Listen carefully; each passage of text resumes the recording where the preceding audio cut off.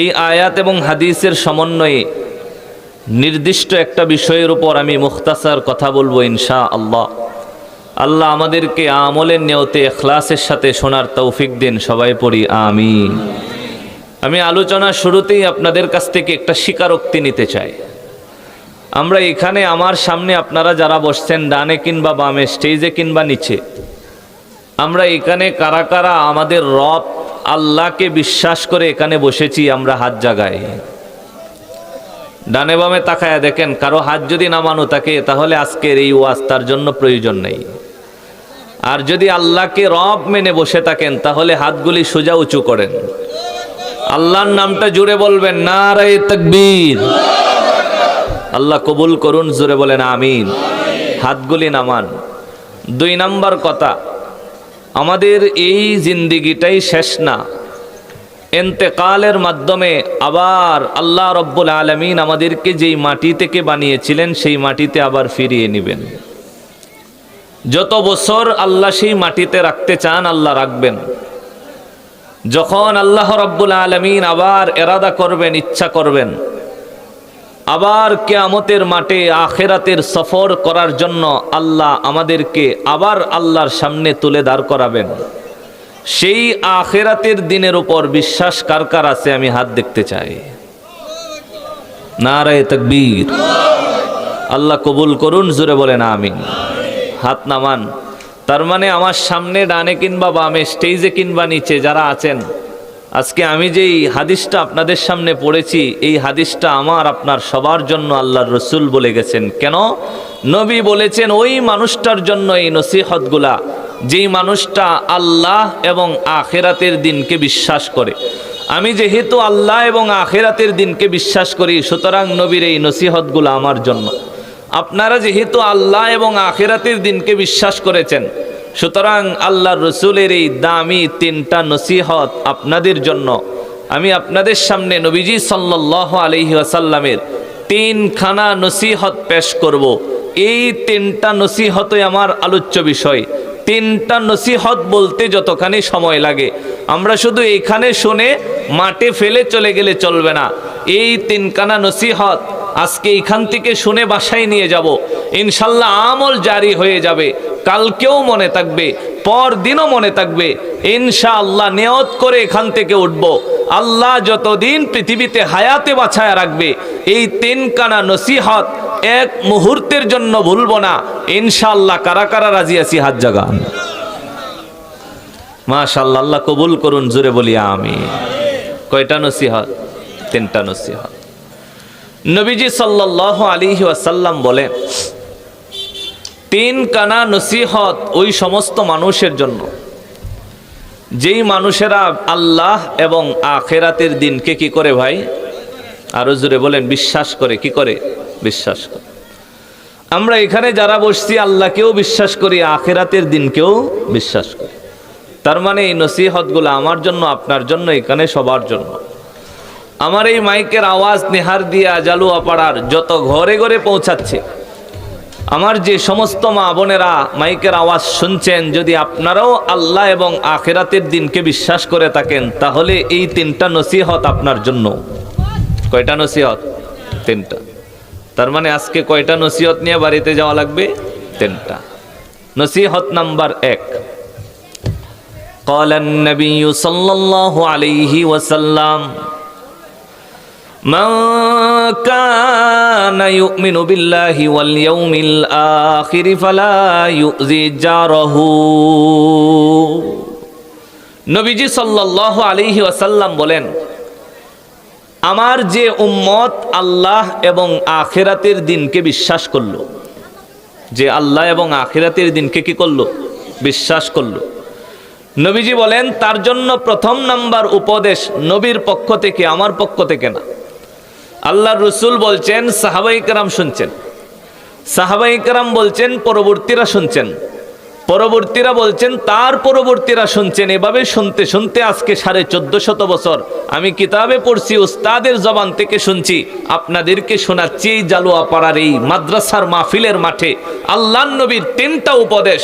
এর মধ্যে 1 নম্বর উপদেশ নবী বলেন, আমার যেই উম্মতেরা আল্লাহ এবং আখিরাতের দিনকে বিশ্বাস করে, নবী বলেন ফালা ইউযি জারহু, সে যেন তার প্রতিবেশীকে কষ্ট না দেয়। 1 নম্বর উপদেশ কি? সে যেন প্রতিবেশীকে, জোরে বলেন, সে যেন প্রতিবেশীকে কষ্ট না দেয়। নবীজি সাল্লাল্লাহু আলাইহি ওয়াসাল্লাম বলেন, পৃথিবীর প্রত্যেকটা মানুষের উপর তার প্রতিবেশীর হক আছে। সে যদি ওই হকগুলি আদায় না করে উল্টা প্রতিবেশীকে কষ্ট দেয়, তাহলে কিয়ামতের মাঠে আল্লাহর আদালতে তাকে জবাব দিতে হবে। এক হাদিসের মধ্যে রাসূল বলেন, লা ইয়াদখুলুল জান্নাতা মান লা ইয়ামানু জারুহু বাওয়াইকহু।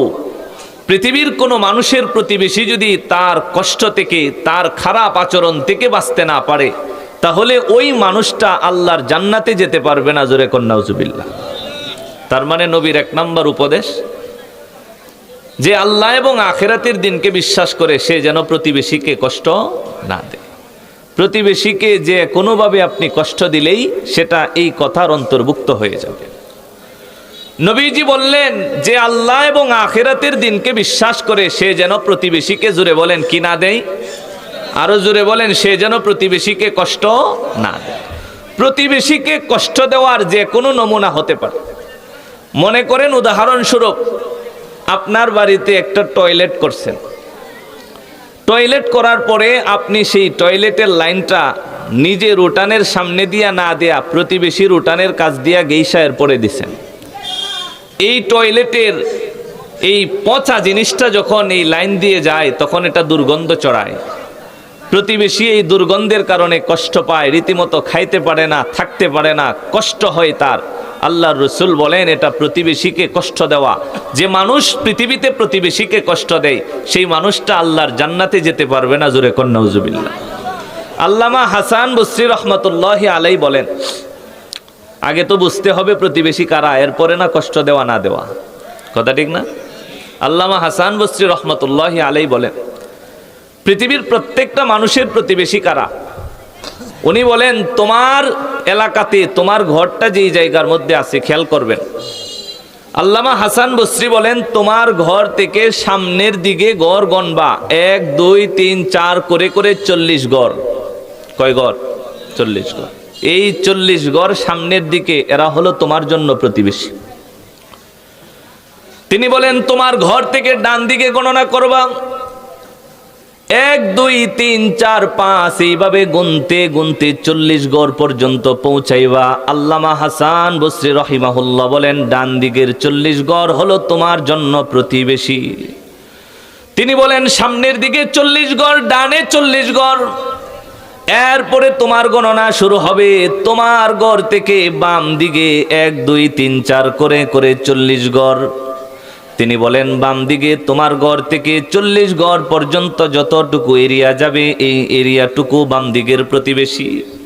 আবার পিছন দিকে গণনা করবা 1 2 3 4 5 করে করে 40 ঘর পর্যন্ত গণনা করে যতটুকু এরিয়া যাবে বলে এই এরিয়াটুকু হলো তোমার পিছন দিকের প্রতিবেশী। আমার ভাই বুঝলে বলেন, আমার ঘর থেকে সামনে কয় ঘর, ডানে কয় ঘর, বামে কয় ঘর, পিছনে কয় ঘর? এই 4 40-এ 160 ঘর হলো দুনিয়ার প্রত্যেকটা সমাজের মানুষের এক একজনের প্রতিবেশী। এই 160টা ঘর হলো আপনার প্রতিবেশী। এখন যেই সমস্ত ঘরের দরজা আপনার ঘর থেকে কাছে, নবী বলেন তারা হলো তোমার নিকটবর্তী প্রতিবেশী। আর যেই সমস্ত ঘরের দরজাগুলা তোমার ঘর থেকে খানিকটা দূরে, তারা হলো তোমার দূরের প্রতিবেশী। আল্লাহর নবীকে জিজ্ঞাসা করেন আম্মা জান আয়েশা, ইয়া রাসূলুল্লাহ, ইয়া হাবিবাল্লাহ, আমার যদি 2 জন প্রতিবেশী থাকে তাহলে কোন প্রতিবেশী আমার কাছে অধিক হকদার, কে বেশি পাওনাদার? আল্লাহর নবী জানায়া দেয়, আয়েশা, 2 জন প্রতিবেশী থেকে তোমার ঘর থেকে যার ঘরের দরজা কাছে হবে সেই ঘরওয়ালা তোমার জন্য নিকটবর্তী প্রতিবেশী, সুতরাং তার পাওনা তোমার কাছে বেশি। আর যেই ঘরের দরজা তোমার ঘর থেকে দূরে সেই লোকটা তোমার দূরের প্রতিবেশী, তার পাওনা তোমার উপর কম। যদি আলোচনা বুঝি তাইলে বলেন, আমার ঘরের ডানে 1 2 3 4 5 নাম্বার ঘর, বামে 1 2 থেকে 5, সামনে 5, পিছনে 5, এরা হলো আমার নিকটবর্তী প্রতিবেশী। আর যারা আমার ঘর থেকে 39 40 38 31, এরা হলো আমার দূরবর্তী প্রতিবেশী। কথা বলুন ঠিক কিনা? তাহলে আমার প্রত্যেকটা মানুষের ঘর যদি আমরা হিসাব করি, আমার ঘরের চারপাশের 160 ঘর তারা হলো আমার প্রতিবেশী। আপনার ঘরের চারপাশের 160 ঘর তারা হলো আপনার প্রতিবেশী। আল্লাহর নবী বলেন, যদি আল্লাহ এবং আখিরাতের দিনকে বিশ্বাস করো তাহলে প্রতিবেশীকে কোনোদিন কষ্ট দিও না। কষ্টের অনেক ধরনের নমুনা হতে পারে। নবীজি এক হাদিসের মধ্যে বলেন, যদি কোনো ব্যক্তি প্রতিবেশীর ঘরের দিকে উঁকি মারে তাহলে এটাও প্রতিবেশীকে কষ্ট দেওয়ার অন্তর্ভুক্ত। আল্লাহর রাসূল এটাকেও ধমক দিয়ে বলেছেন, সাবধান, কোনো প্রতিবেশীর ঘরে উঁকি দিয়া প্রতিবেশীকে কষ্ট দিও না, তাহলে আল্লাহর জান্নাতের মধ্যে তোমার জায়গা হবে না। জোরে কর নাউজুবিল্লাহ। কথা বুঝেন? আপনার প্রতিবেশী কোন হালতে আছে এটা তো আপনি জানেন না। আপনি ট্রাস করে গিয়ে উঁকি মারছেন, এমন একটা সিচুয়েশনে আছে যে আপনার উঁকি মারার কারণে তার কষ্ট হয়েছে। নবীজি বলেন, এই যে কষ্ট দিলা এটাও প্রতিবেশীকে কষ্ট দেওয়ার অন্তর্ভুক্ত, সুতরাং এখান থেকেও সাবধান। কোনো একজন প্রতিবেশী আপনার বাড়ির কাছে আছে, আল্লাহর রাসূল বলেন, তুমি তোমার ঘরের ময়লাগুলি পরিষ্কার করে তার উঠানের মধ্যে ফালাইয়া দিলা। বলেন, প্রতিবেশীকে কষ্ট দেওয়া হলো কি হলো না?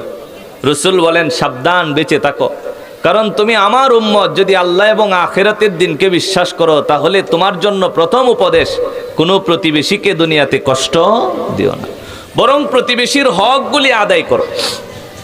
এক হাদিসের মধ্যে নবীজি সাল্লাল্লাহু আলাইহি ওয়াসাল্লাম বলেন, সাহাবায়ে কেরামদেরকে বলে, আতাদরুনা মা হাক্কুল জার,